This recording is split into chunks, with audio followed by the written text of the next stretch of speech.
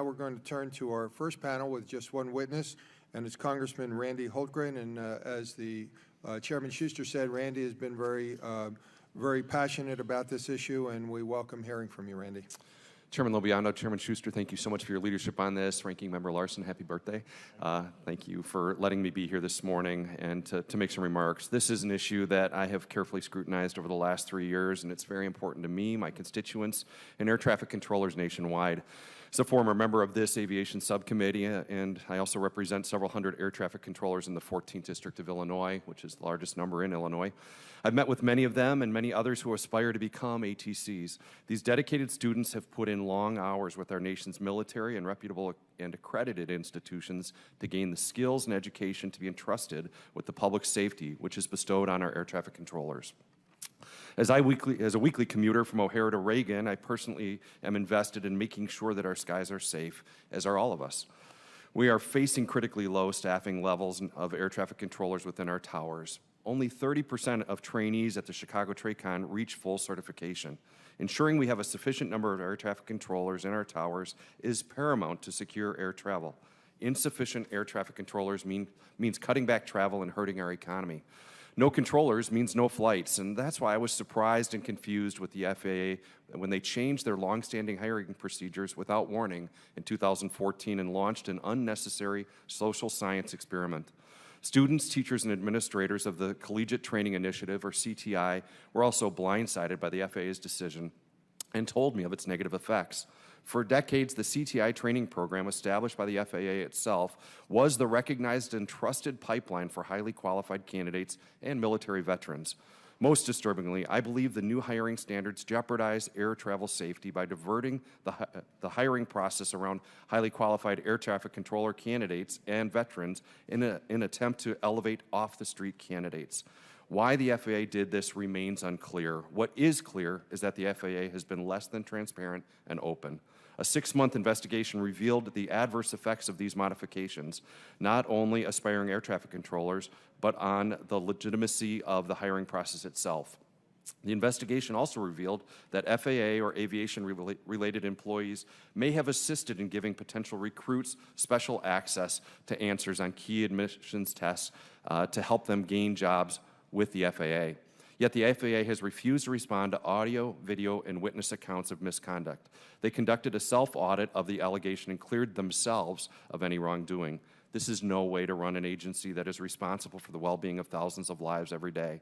In regards to the biographical assessment, a new and confusing psychological test, the FAA has repeatedly been opaque and non-responsive. That's why since 2014 I've called for a congressional hearing on these issues, and I'm so grateful to Chairman Lobiando for inviting me to speak here today. We still have more questions than answers. Today we need answers. We need answers about the alleged cheating. Administrator Michael Huerta has stated that he tasked 2 internal officers within the FAA to conduct thorough investigations of the alleged cheating.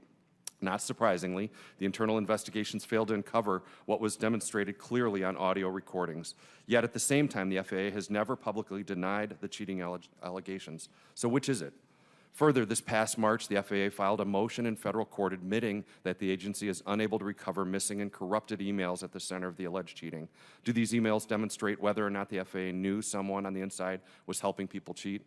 When will Administrator Huerta come forward with the results of the investigation?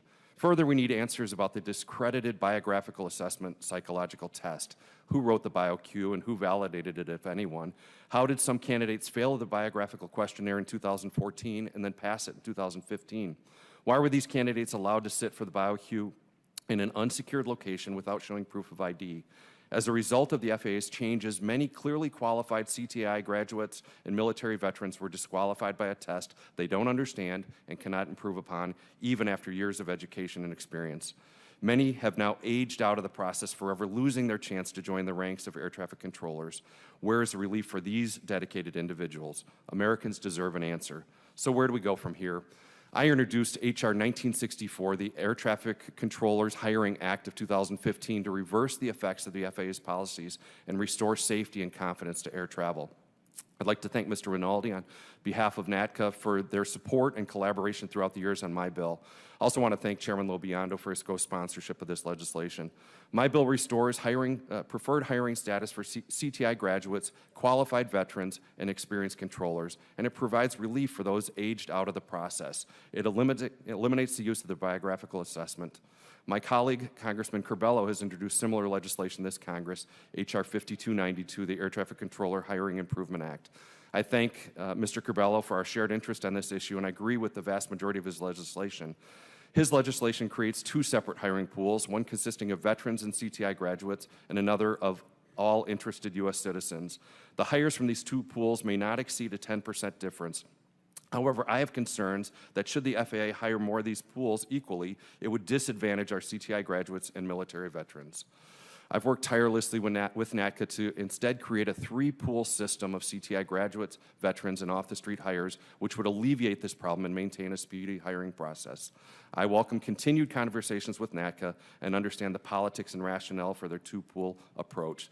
This isn't just about securing fair job application process for the status quo. This is about Americans feeling and being safe and secure when flying. This is about transparency and openness from an agency which is accountable to the American people and their representatives. I'm grateful for all of you for your attention and work on this issue, and I look forward to reaching solutions that provide fairness and safety and security for all. Thank you, Chairman. I yield back.